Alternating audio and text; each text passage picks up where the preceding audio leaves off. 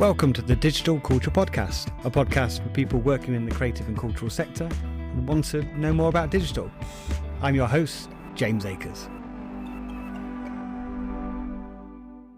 Welcome to this episode of the Digital Culture Podcast. I'm James, one of the tech champions at the Digital Culture Network. I'm a white man with brown hair, and today I'm wearing, it's like an aubergine jumper, I think. So, my guest from the southwest of England is the wonderful Jacqueline Ewers. Hello, I'm Jacqueline Ewers, tech champion for email marketing. I'm a white woman. Today I'm wearing an orange top, which I like to think goes really well with James's aubergine. And I'm based in Bristol, as James said, in the southwest. I've been with the team since May 2022, which I can't believe 3 years gone so quickly. And I'm based in the same city as Ollie Cooling, digital marketing and strategy tech champion. So it's one of those great regions where we've got two tech champions in the same place. Two for the price of one. Two for the price of one. And the southwest is a really strange region because you have quite a big concentration, don't you, in Bristol and Bath, the east of it. And then it goes, I suppose, like an appendix, maybe like a chili pepper. I don't know. But it goes all the way down to Devon and Cornwall, right to Land's End, doesn't it? Yeah, so I moved to Bristol from London. And I hadn't appreciated that Bristol to Penzance is about 200 miles, but Bristol to, say, Manchester is around 170 miles. Yeah. Or you could get to York. And for me, in my mind, the distances don't feel equitable. They are in terms of miles, but people talk about Devon and Cornwall and how it just goes on and on and on. And I don't know if that's just because of the transport links are not slower as they reach the tip towards Truro and Penzance. And I think for us, there's a Digital Culture Network, we want to reach as many people across the country as possible.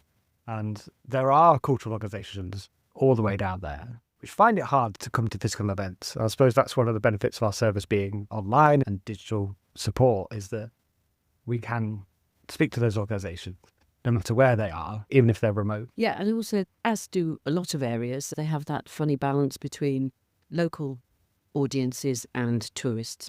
They get that influx often during summer, which gives them different kinds of challenges in terms of their customer base. You talk about customers there.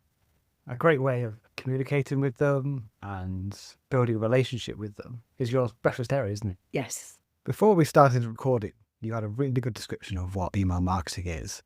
You said it's a creative way for practitioners and cultural organisations to connect with their audiences through email. And the goal was to grow interest, boost attendance, strengthen relationships with audience through tailored and consistent communication. I think that's a really good way of summarising what email marketing is. Yes. So I love it because it works really well and it is the best performing channel because it's targeted. If you're not talking to your customers through email, why not? It's not that it's the only method, but it's very cost effective.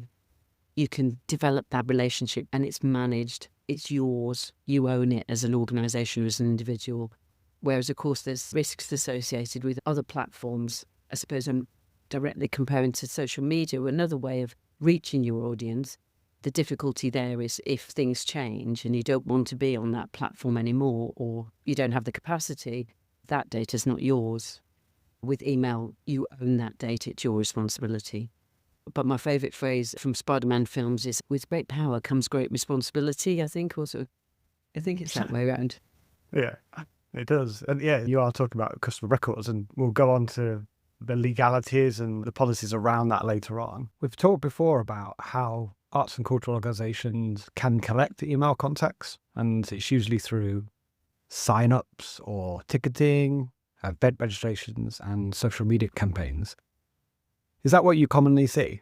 Yeah, that's really interesting. The common way that a lot of venues and organisations and people that I talk to is that often it's through ticketing. In the arts, that's a really common pipeline for data because people actually do a transaction with you. And of course, why would you not want to speak to them? In terms of retention and keeping the people that you have already engaged with, statistically across all areas of business, after a first purchase, you're about 30% likely to make a second purchase. After that, it rises. Of those people who've made that second purchase, a third purchase, it rises to 49% of those. And then it goes up to 62% for the fourth purchase. So you can see you get through efficiencies there in terms of talking to people who are really engaged with you and committed to you and driving revenue. So how do you get those people in the first place? If you're lucky enough to have events that are attracting ticketing, how do you make sure that you have permission to contact them? The standard model in the arts is explicit consent, which is, yes, I'd like to hear from you about news events. Be the first to know about those things going forwards. There's also something called the soft opt-in, which is another way of doing it, which is when somebody that has a transaction with you, you can offer an opt-out statement, which is, if you don't wish to hear from us by email, tick the box. And then, of course, your contacts then grow more quickly because you get a bigger number of people who probably don't choose to opt out. But the quality of the data, the contact data, the relationships that you build are not quite so engaged. They're not quite so committed. So that explicit consent, you get really good people who actually actively want to hear from you. You're pushing an open door then. They're saying, yes, please, tell me about your activities, your events, what you're up to. It's great, isn't it? That's a really nice relationship where people actually want to hear from you. Do you think organisations are a bit shy about asking for that, or the opposite of doing soft opt-in? I think it's about testing it if you can. And one of the things is working out what percentage of your audience is saying, yes, I'd like to hear from you. There are other ways of doing it. There's signing up to the newsletter. And those are what we tend to call leads, people who haven't yet necessarily made a purchase. They often come from sign up on your website. Well, that's one of the key touch points. For me, if you're so successful at getting them to your website, that's great. That's really positive, isn't it? You've done all the hard work. And just make sure you have permission to engage with them, to talk to them, to develop that relationship. Don't let them escape. If they don't book a ticket or don't register for your events or don't do the other calls to action that you want, at least get that permission to speak to them if they'd like to further develop knowledge of what you offer. And I see that all the time. And it's something that we all talk about as a team, about the marketing funnel, about the journey you're taking people on, is that, yes, you might be doing loads of really engaging stuff on social media, building awareness of what you do. And then people will come and find you and come to your website. And then if they leave your website, in both those cases, they continue to be anonymous to you. You don't know who they are. But if you can capture some bit of data from them, if you can have a prompt for email for signing to a newsletter and give them clear reasons why, you're going to capture that. And then you can continue that dialogue and that conversation with them over time. Don't just stick a newsletter sign up in the footer of your website. Be more prominent and don't be shy about asking for that. It feels very passive, doesn't it, if you just put it in the footer, because that's not necessarily actively trying to generate those leads. The fact that they're anonymous is really interesting, James, because quite a few people that we speak to in different organisations, venues, depending on how they're set up, some of them are free collections, say galleries, museums. It's a free collection, people coming in, going out, never having that chance to actually directly make contact with those people. Some of the biggest organisations in the sector, so the National Gallery, the National Portrait Gallery, the Natural History Museum, are really promoting their Plan Your Visit model, where they actually invite people to, in advance, book a ticket for a set time, because of that individual could walk in and out of your venue without you ever knowing.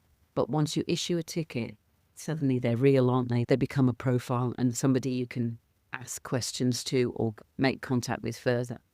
Also, the National Gallery anecdotally have mentioned that it also drives donations, and they can do some cross-selling and upselling around their exhibitions or through their shop, things like that. So it's a really good opportunity to consider if you're currently not issuing tickets. I think it's a really good investment. I think it's interesting that they've chosen to do that and push it a little bit more. So if you've gone through the stage of attracting these people, they've come to your website, they've signed up to your newsletter, what's the next step? Do you have any recommendations about what people should be doing with that data once they're in a system? My classic conversation with people who get in touch with the Digital Culture Network, we often have to go back to, okay, who do you want to talk to primarily? Who do you want to target? So you can, as you say, in that first step, make sure that you're offering something that's of interest to them, and ultimately getting really clear calls to action in your email. I'm not convinced, although you can test it, that people want very long emails. There is also a problem with tracking those very long emails because the Apple privacy policy, MPP, has meant that if you've signed up to the mail privacy policy, the open rate is concealed from the email marketer.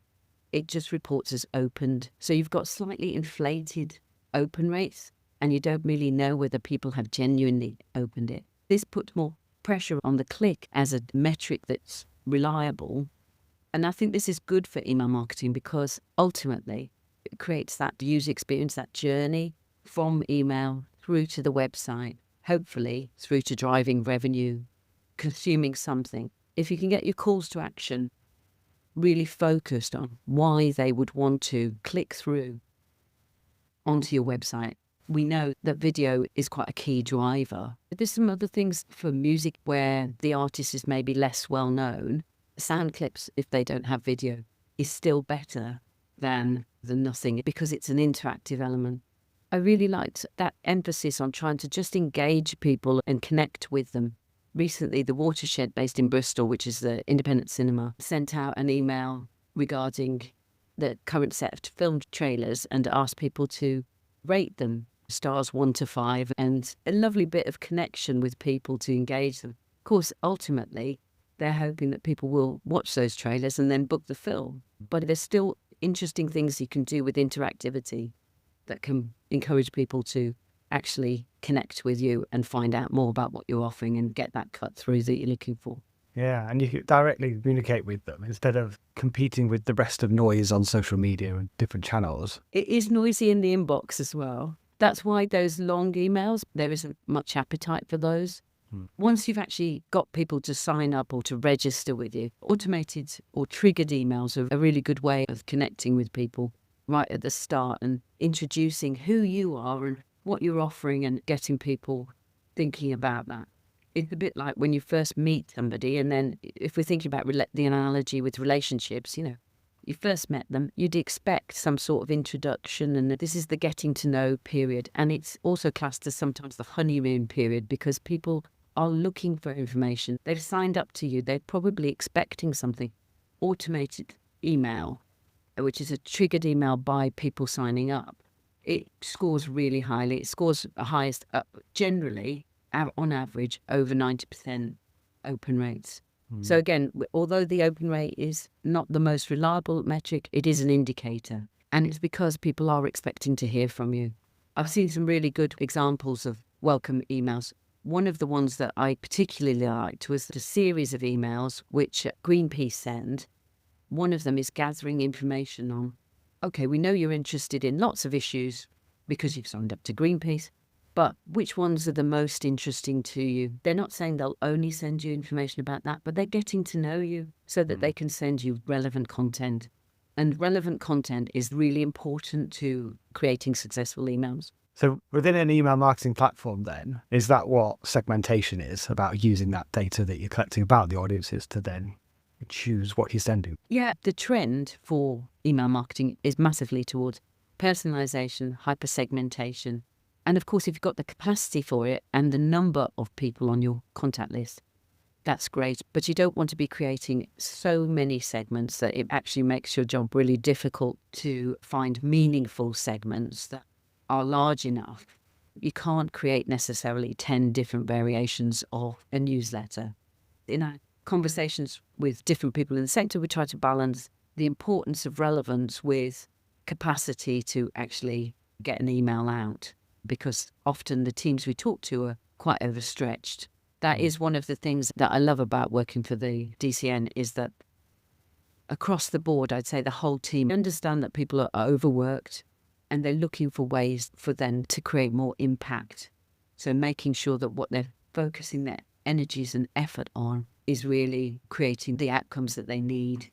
Because otherwise, in marketing, I know from personal experience, the job never feels as though you've done everything. You never feel as though you stop until every event is sold out. How could that possibly be? So sadly, there is that difficulty. What I like about the Greenpeace model was that they weren't boxing you into a corner. You only ever hear about plastic pollution and or biodiversity.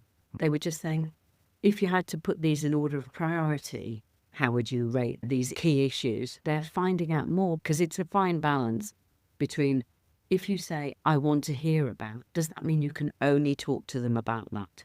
I speak to people quite frequently around the options around GDPR, General Data Protection Regulations, and PECR, Privacy and Electronic Communications Regulations, just talking about the different options that they can use, which is the best choice and the best fit. A lot of people also need support developing their privacy policies. And of course, there's getting permission around using email data to create profiles within Meta and that process as well. So having that within your privacy policy. But we've got some good examples around that of wording that you can use if that's something people are interested in. And what happens if they've got different touch points with different statements, and how does that then carry forwards? You need to be aware that the wording carries weight. And I'm interested in is different from I want to hear about, because then you get into that funny realm of GDPR. Can we talk to them about X or Y? Because that's a new area and they didn't tick it on the box. Just being aware of those sensitivities. Then there's business to business marketing. You don't actually need individual permission to contact them because it's the business world and they're classed as corporate subscribers. There is a caveat to that, which is that sole traders and partnerships are classed as individuals, but everybody else, if their contact email is out there in the business world and they're a corporate subscriber, you don't have to get explicit consent before you make contact with them by email. All right, so that's an email address which is like james@theorganisation.com. Yes, yeah. So we come under that as Arts Council England employees. We are classed as corporate subscribers. Interesting. And you've done a webinar, haven't you, around regulation about GDPR and PCR and how that affects email marketing and why it's important. And if you want to watch that, it's on demand on our website. So just go there and you can see it in our Knowledge Hub. And we'll put a link to that in our show notes. So, Jacqueline, I'm sold. I want to implement email marketing. I want to make it the best it can be. I'm going to do everything and follow all your guides that we have on our Knowledge Hub. And I'm going to speak to you and make it wonderful. If I want to grow the number of contacts in my email marketing database, what can people do to do that? I use the analogy of us being gardeners. So we're growing contacts, but we're also perhaps thinking about, okay, the bits of the garden that aren't prospering, the dead wood, which might be contacts who are either lapsed or inactive. So just thinking about those people, if you're using an email service provider, you're paying for those contacts to be on your list, but they're not engaging, they're not opening, and they're not clicking on your emails. And that it can be over an extended period of time. On average, standard attrition rate is 20%. So if you imagine that 20% of your contacts may disengage through circumstances, life stages, moving away from the area, whatever it is, you need to be focusing on growth because those people are not productive for you. And also identifying them and deciding what to do with them. I often advise on what they call the activation campaigns, bringing it back to life. But actually, for people who have fundamentally disengaged, also managing that and archiving those records, because you don't want to be paying for people who never open, never engage with your emails. So yeah, we're looking at growth. One of the things, James, that you know about is the leaky bucket syndrome, which is, so it's still in the garden. The leaky bucket is where you've got people, say, coming to your website and they are leaving without having left their permission to contact. Some people, for example, set up online shops or even a physical shop and they don't necessarily ask people whether they want to join their mailing list. But these are people who've had a transaction with you. They know more about you. You've done the hard work. They're aware of you. They're interested in you. And they've even done that transactional thing. Just make sure they don't escape without having asked them. So plug that hole in your bucket so that your list is growing. It feeds into that marketing funnel, doesn't it? We always talk about putting more at the top. And then if you forget about actually reviewing the data that you've got and looking after it, and then it's just wasted time, isn't it? You've done all that effort to capture that bit of data, make the most of it and segment it and clean the data so it is engaged audiences. Yeah, removing those people who aren't engaging with you. Because, of course, that does have a direct impact on costs.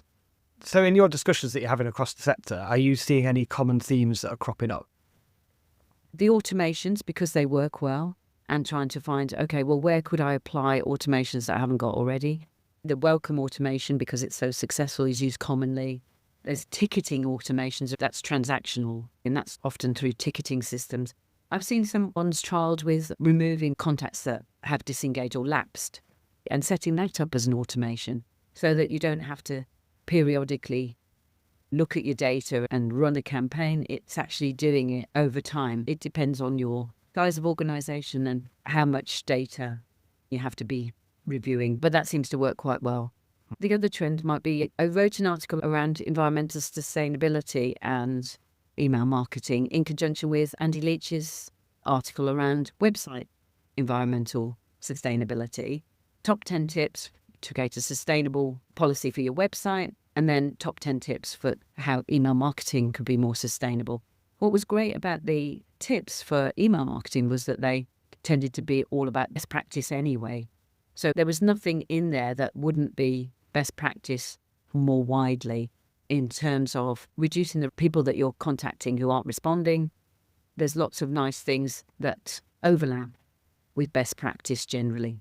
That combination of website and the environmental factors behind it all, and if it's aligning to your objectives as an organization, you might be keen to do and be more sustainable, and you have an ecological objective that you're trying to reach. Some people don't think about the digital tools they're using and how they can be made more efficient, or the change in what you can do to make them more sustainable in that way. What's interesting is that in making, say, for example, images the right size for the right channel, whether that's website or email marketing, it's got an environmental impact, but it's also got an audience engagement factor to it, because the images load in the right time, they're the right resolution for that format. So there's benefits that are wider than just the environmental sustainability that actually mean that your website doesn't load really slowly, or your email doesn't have problems with actually viewing the images that you've put on there. So things like that, it's got benefits beyond just achieving the sustainability. And of course, you could say each individual email doesn't have a massive footprint, but it's just that collectively, and we've got to be thinking across all activity, I think, going forwards. I wonder how many emails are sent on a daily basis. It's scary. It is really scary. No, you're right. So I think it's 333.2 billion emails were sent and received worldwide daily in 2022. When I said the inbox was busy, I didn't quite mean busy. Yeah, it sounds like my unread emails in my account. So what platforms are out there then to do this kind of stuff? In terms of individuals and organisations that come into contact with me, we have quite a high rate of MailChimp users, around about 60%. And then the remainder are a mix of Constant Contact, Dot Digital, MailerLite. EcoSend is new to the sector. They put sustainability as a key priority in their offer. And all the ones I mentioned offer a charity discount. As a non-profit, there are so many discounted rates or free platforms for other things that are out there. So if you're not using them already, check out things like Canva has a non-profit free version, so you can have all the premium features for free. So the asset creation that you might need for emails alongside the platforms themselves, there's lots of things that you might want to explore. One of the key things is sometimes people get in touch and they don't want to spend money on email marketing. And I do understand, because budgets are so tight. But ultimately, because it performs well and it is a really good way of speaking to your customer base and creating retention, I do think that it's one of the costs that you can justify. Yeah, well, it's a gateway, isn't it, to understanding and communicate with your audiences. There's not many channels that are that efficient. Yeah. So do you have any top tips that everybody should think about when it comes to email marketing? We talked about growth being so important because there's a 20% attrition rate. Are there some really quick wins to growing? For example, just moving your newsletter sign up from the footer to your most popular web pages. It's a very simple thing like that, and just see if it has any effect on your growth rate. Are there other touch points? What about promoting it over social, trying to get people to sign up from your social media activity? Or are there other points, people are registering for events, that sort of thing? Is there an opportunity there? I always suggest trying to do a quick audit of all your touch points where you could be promoting signing up to your newsletter, just to make sure that you've really got that leaky bucket situation under control. Something that is close to your heart, James, it would be evaluating results. So one of the things is people are so time poor, you have to set aside a period of time to just look at what's going on with your email marketing. How many people are engaging? What are they doing? What are they interested in? But ultimately, it does allow you to build on success. So I think looking at, okay, what could you build on? What are the positives? And then which things are really bombing, and cut those out. Just understanding what people are doing with your emails. I know we really like UTMs, Urchin Tracker modules. Yeah, urgent tracking modules. It's just basically ways of it. So they're URLs with some code. It sounds more sophisticated than it is, doesn't it? Would you say? Yeah. There's ways to create them so that you can just track things through, and also the use of QR codes so that you can really be tracking all your marketing to see where it's coming from. But that also includes email marketing, finding out more detail about those journeys once people hit the website.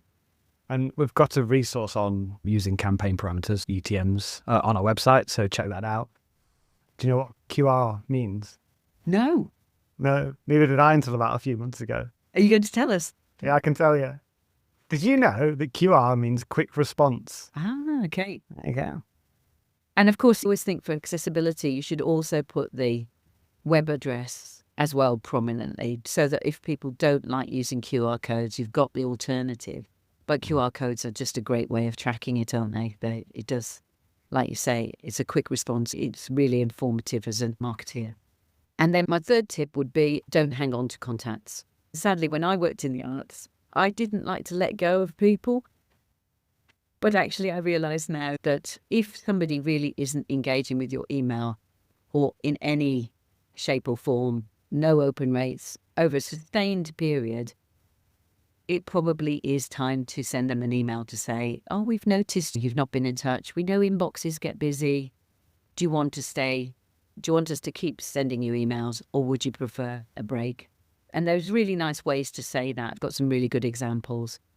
Paul for Cornwall sends one out, which is, it may be just au revoir, see you later, sort of thing, which is really nice, but we appreciate that at the moment it's not useful to you.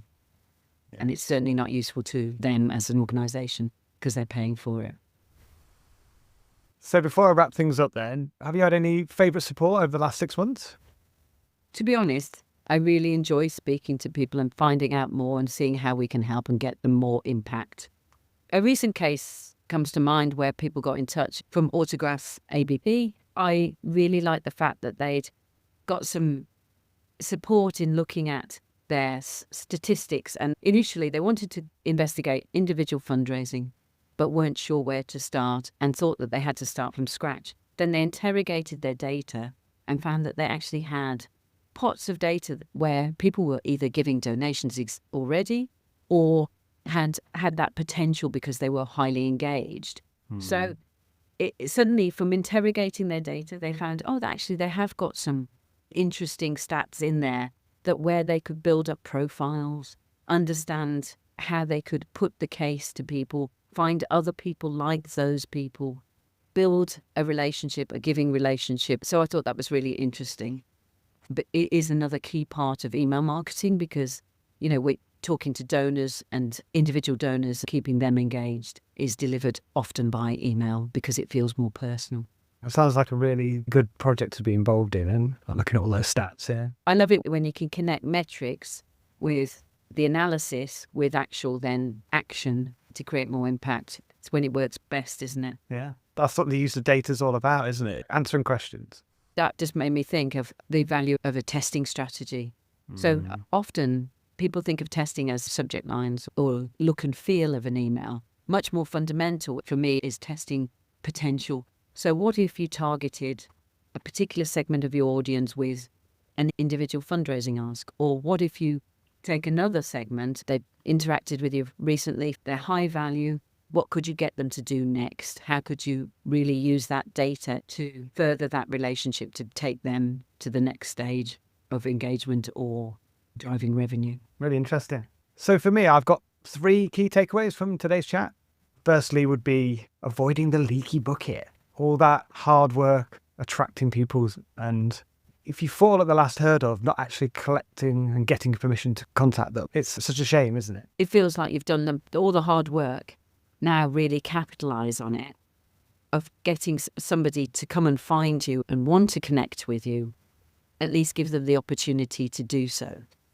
And secondly, I thought the stuff around email marketing being the channel where you can actually build a meaningful customer relationship with your audiences. Yeah, the creative and cultural sector is in a unique position for that, isn't it? Because it's often very emotional. If it isn't emotional, then I think it's probably not fulfilling its purpose. You have that ability to create very loyal audiences, people who feel genuinely connected with the art that you're creating, making sure that you actually respond to that in a way where they feel rewarded for that loyalty. And thirdly, or something close to my heart, obviously, is doing the whole tracking things, testing it, and then tracking it again. Yeah, testing strategies are quite difficult to develop. It's not about the subject line. It can be more fundamental things about interrogating your wealth of data. Which bit has more potential in terms of engagement and to generate revenue, and testing that. Or there might be some audience development that you want to do and testing, okay, what's the opportunity there? So yeah, tracking, testing. Constant learning loop, isn't it? Yeah, it's a feedback loop, isn't it?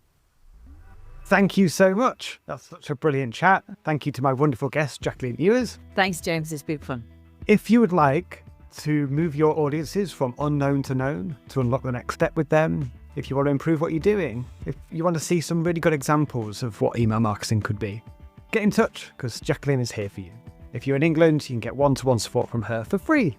And if you're not, check out our Knowledge Hub.